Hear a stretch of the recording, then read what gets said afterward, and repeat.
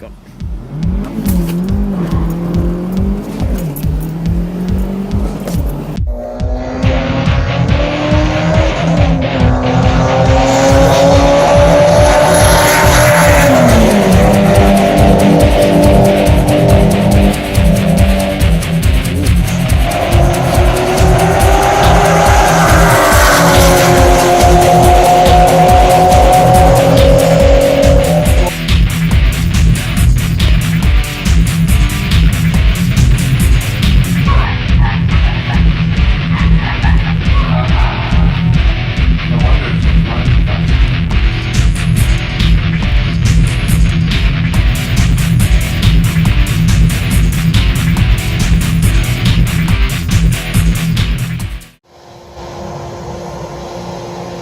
Alright, we're going to try this again. I don't know if this is going to be a build-along series or just some little helpful tips and tricks. I'm redoing this video. The one I recorded earlier got completely erased when my camera crashed. What I'm doing is gapping piston rings for Wiseco pistons. I'm going to be putting them on the rods. I'm probably not going to record all 4 sets because once you've seen one, the rest are the same.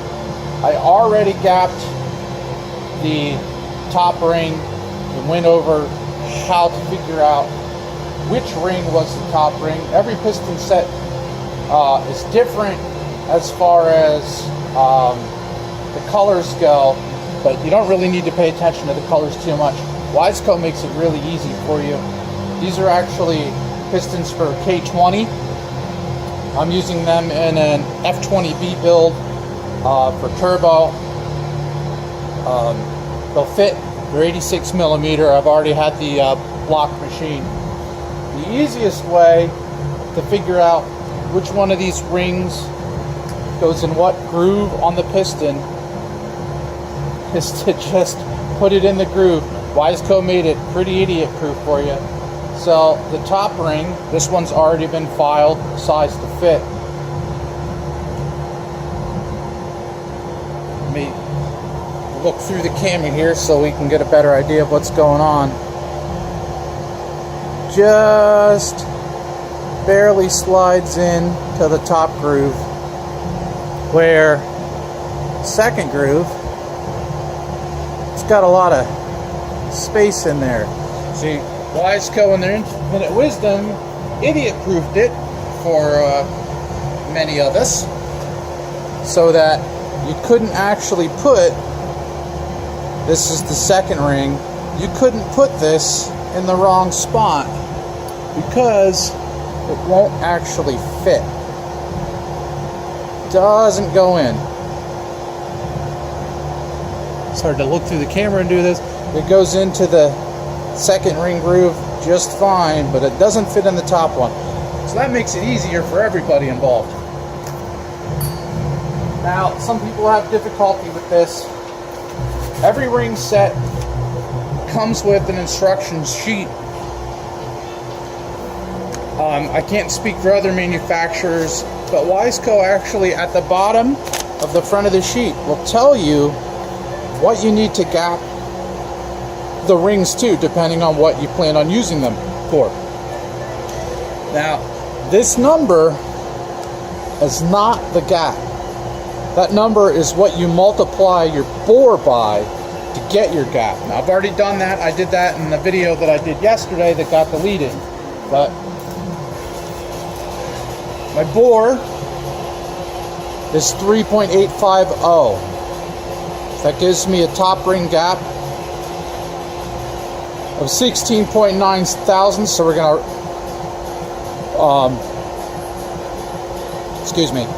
we're going to round that up to 17 thousandths. The bottom ring gave me 18.6 thousandths. We're going to round that up to 19 thousandths. It's always better to round up a little bit with your rings rather than round down. That's what we have catch cans for. It's easier to empty the catch can than it is to replace a piston when you pack of ring land because the rings were too tight. So we already did, the top one's already been filed to fit. So I'm going to drop the second ring in the cylinder, measure it out. Excuse me. Whoa. It works a lot, needs another cup of coffee. I'm going to drop this in the bore, square it up with the piston, measure it out, and put it on my ring file. So let's do that right now. Don't mind my messy workbench. There's been a lot of projects in the Torques a Lot garage lately.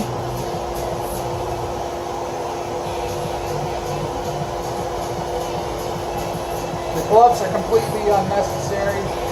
It's a little cold out here. It's a little more to keep my hands warm than to keep them clean. That's what the annoying buzz is in the background. This is my heater ripping away, so I don't freeze to death out here.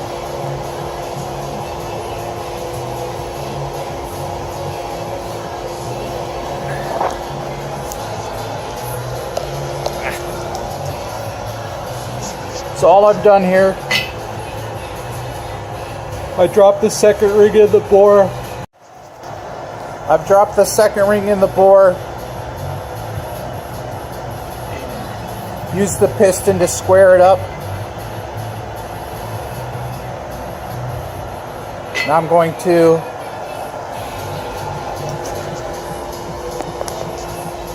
check the gap with my feeler gauges. I'm going to start it at 15,000, even though we're going to 19. I just want to see how close we actually are. So right now 15 goes in.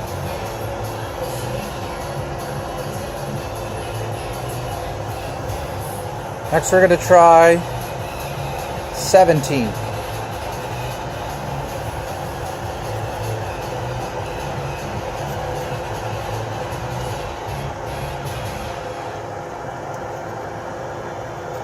$17 goes in. Next we're going to try 19, and hopefully this one doesn't go in, or just barely does. Okay, 19 does not go in. 19 is what we're shooting for. But since 17 did go in, it's not going to take a whole lot of filing to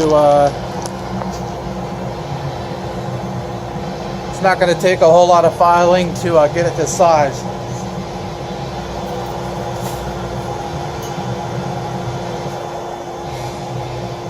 Excuse my mess. I'm going to try to zoom us in a little bit here.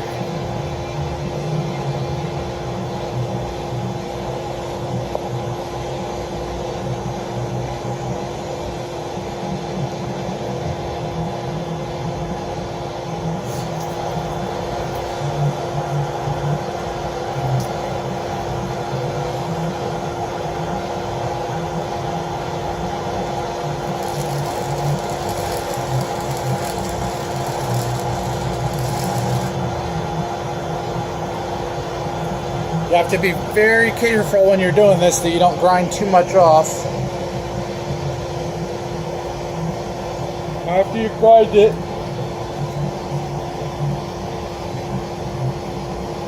you want to just hit these edges with the needle file. Focus. Apparently we're not going to focus right now.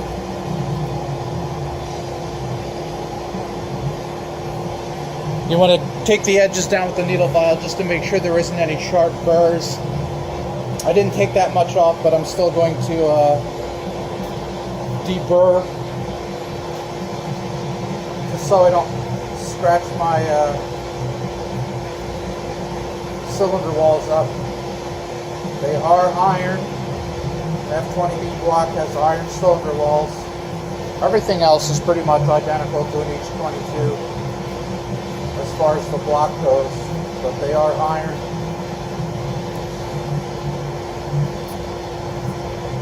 So these rings will scratch if there's a burr hanging off.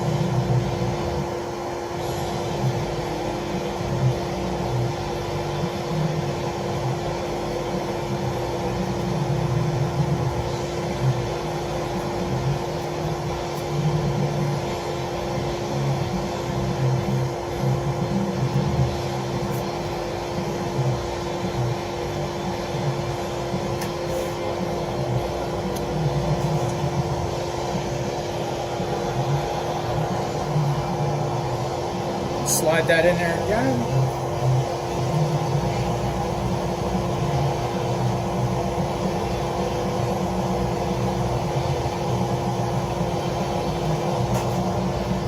Square it up. Doesn't matter which piston you use to square it. Obviously.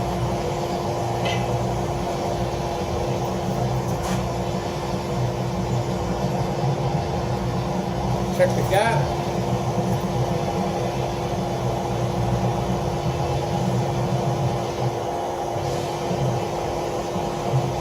All right, 19 just barely goes in, so we got there on the first shot.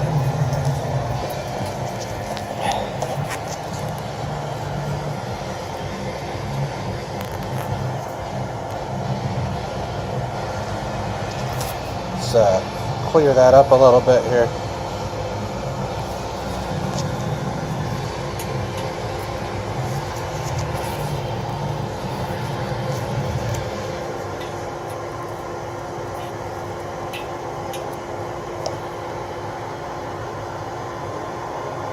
Just barely goes in.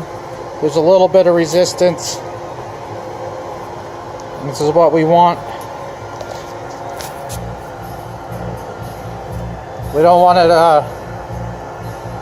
tighter than a dolphin's blowhole, but we also don't want it hot dog down a hallway.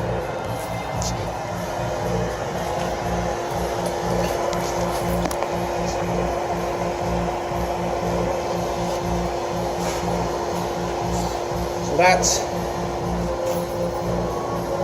one set of rings done. These are the oil rings.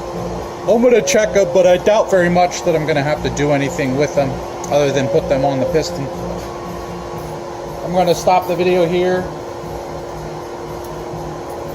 do the rest, and then restart with assembly. Okay, got all of the rings ground down. Didn't take too long. Most of the second rings, the bottom rings were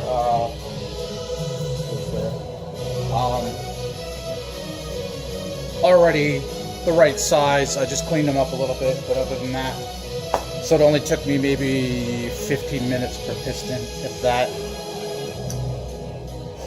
The next thing I'm going to do is show you which direction the rods need to go and which directions the pistons need to face.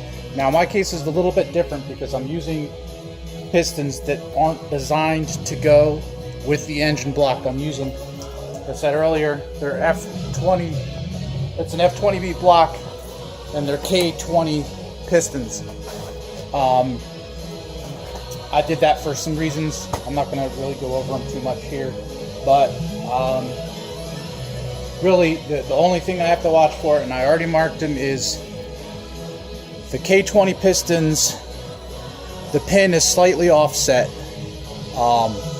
as they rotate the other direction as compared to an F20B or an H22 or any of the other F series, except for the S2000, F20C, and F22C. What I've done is, for quick reference for myself, I've put an arrow on all of my pistons, and that goes towards the intake side. Now normally this would be the intake side because it's got the larger valve reliefs, but I actually have to flip them around, so the smaller valve reliefs are going on the intake side, and of course I'm going to have to clay the engine once I get it mostly together to make sure that there is enough clearance, and if there isn't, I'll have to grind those out a little bit. I'm not too concerned about it because these are 9-to-1 compression pistons. They're not high compression pistons. This is going to be a turbo build. So arrow goes towards the intake. How about the rods themselves? Now these are all set up. The pistons have been balanced to the rods, so they're paired. The crank, it's actually an F20B crank, which is why I used like no-name rods, because those are the only ones at the time. There are name brand ones that you can get now for the F20B crank, but they're the only rods I could find at the time for the F20B. They spec out fine. I'm not too concerned. I'm not going for huge numbers here.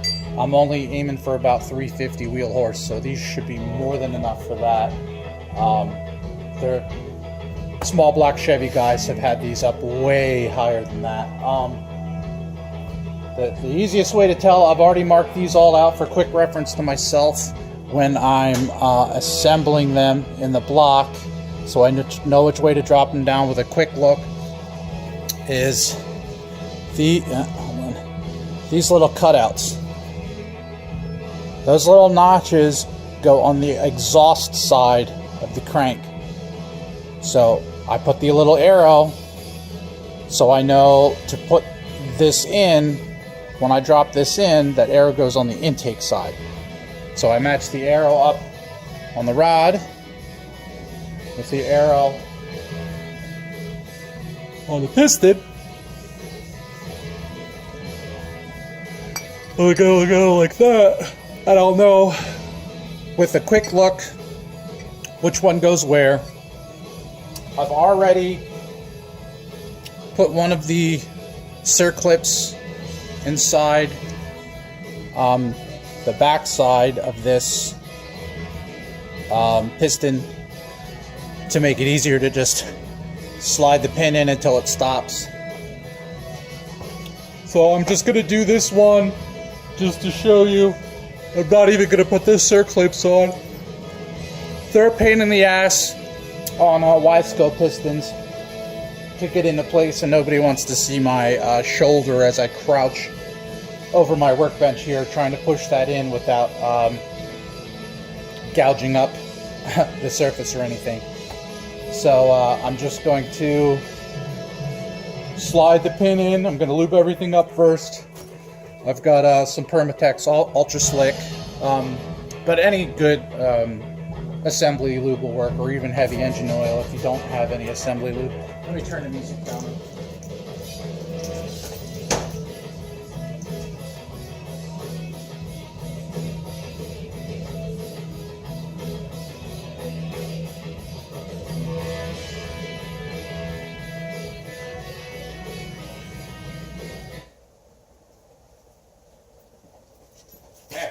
Hopefully my video won't get tagged and taken down.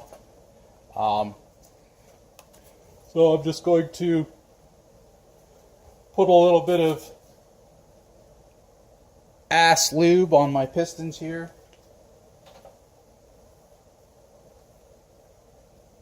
You can never have too much lube. You don't want to go in dry.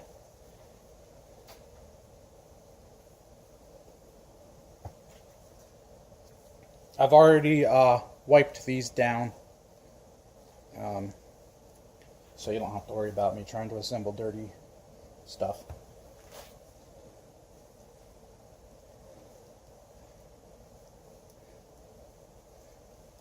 But I will give the pin a quick wipe off.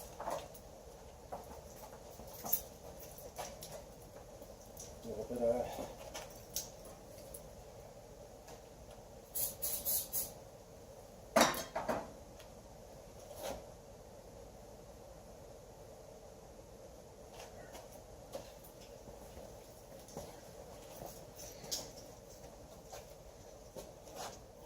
nice and clean.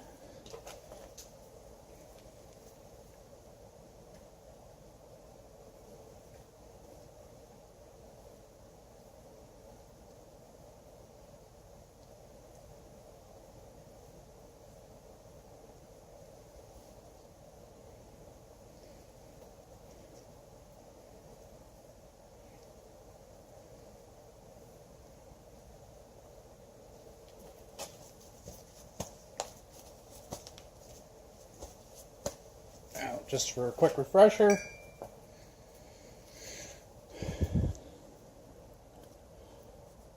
Grooves in the big end, they match together.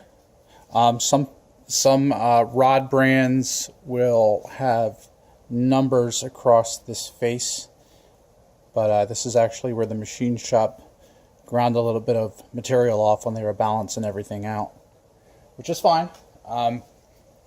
Who said you can just look at the grooves so you know. That goes on the exhaust side.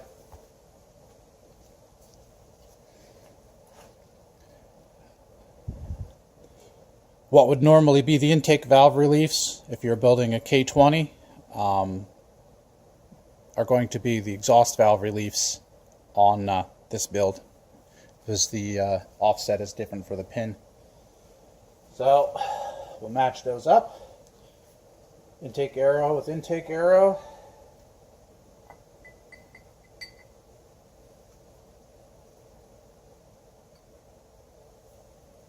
I hope if I get this started a little bit first.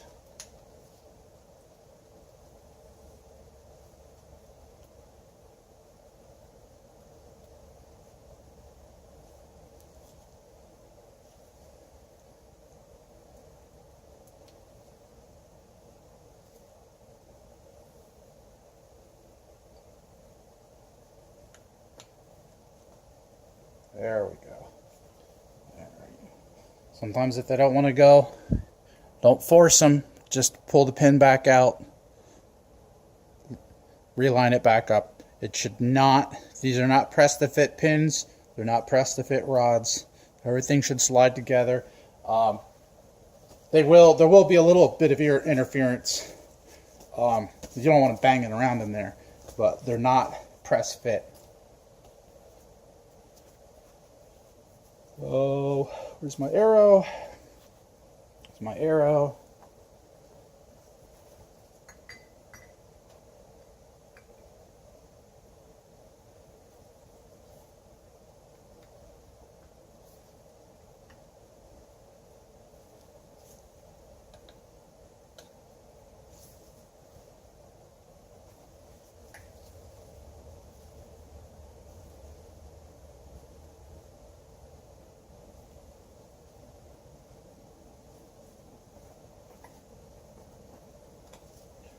I've already got it started on the rod there.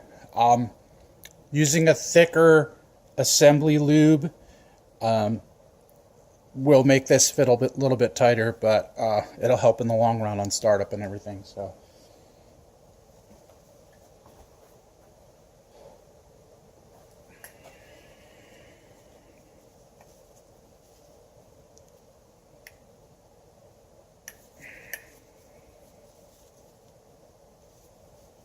Going on here.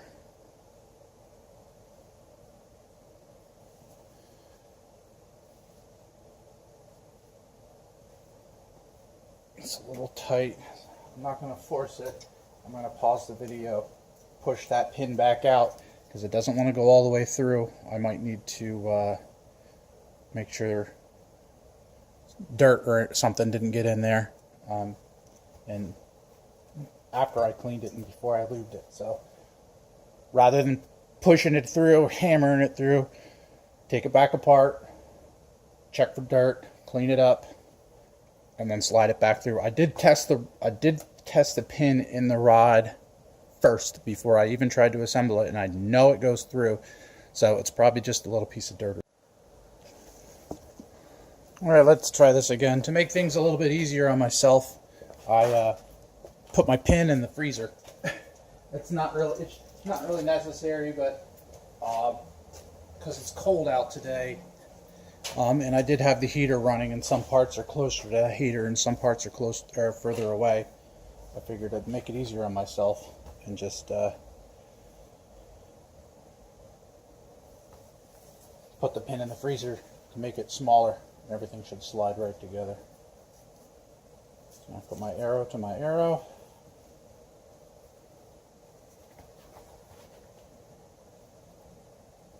My pin started. Oh yeah.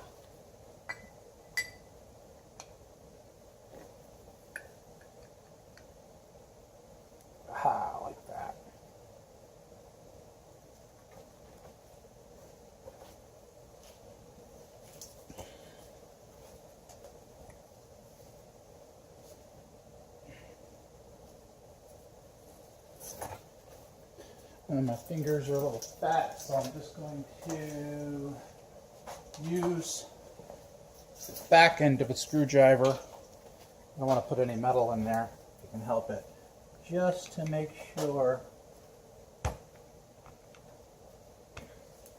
the pin is all the way seated. And there you go. Just have to put the circlip in on this side, which I'm not going to record because it's a pain in the ass to try to juggle if I'm blocking the camera or not with actually pushing the clip in. But grooves to exhaust side. It helps if you mark your intake side and your intake side with a permanent marker, or you could use a crayon or whatever you have lying around, just to make it a quick look, and then you know everything's lined up.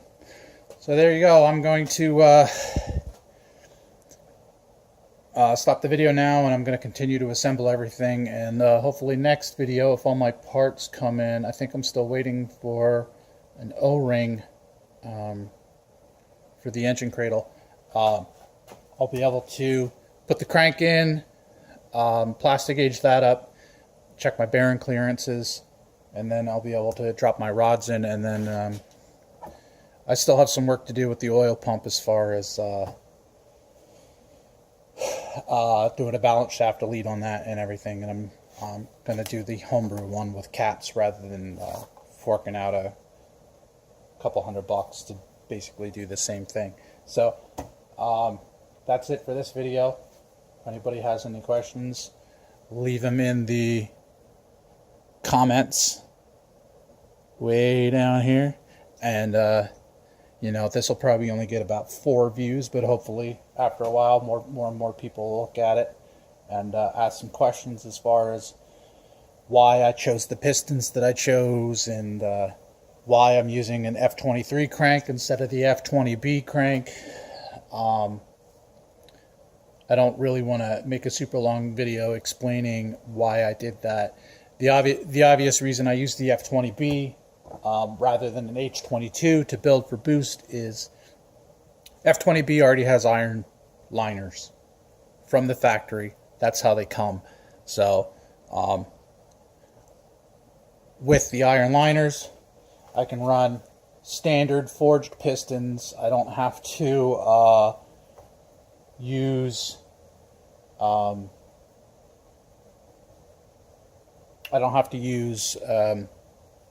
the Mall Gold series or whatever. I had my choice of whatever forged pistons I wanted to use. Rods are a little scary to come by. Like I said, I use these no-name eBay. Some people call them white label or white box rods. They're essentially just, you know, Eagle H-beam rods, and for what I'm using them for, they'll be more than enough for my levels of power. I'm not trying to break any front-wheel drive power records. I'm just building an engine for my Honda Prelude that you know, has a little bit more balls underneath it than the standard H22.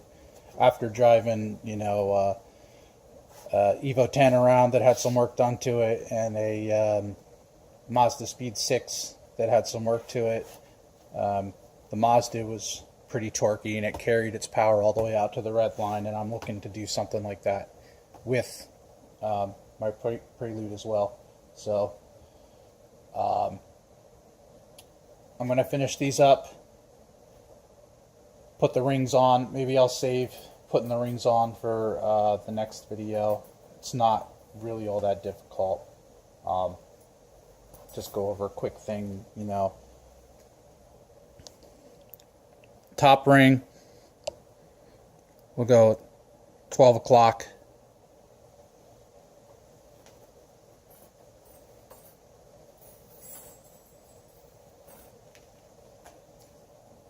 Bottom ring, go at 6 o'clock. And the 2 oil rings, one will go about here. The other one will go about there. They're not as, do or die important as far as their position as the top and bottom rings are. Those are fairly important to get as far apart as you can. So I'm going to end the video there, put my circlip in, do the rest of them, and then get ready for the next video, which hopefully won't be Project Binky 3 months away, but it's probably not going to be Boosted Boys 6 times a week kind of thing. So enjoy the rest of your day. I'll enjoy the rest of mine, or until at least my son wakes up, and then I'll have to go take care of him. So have a good one.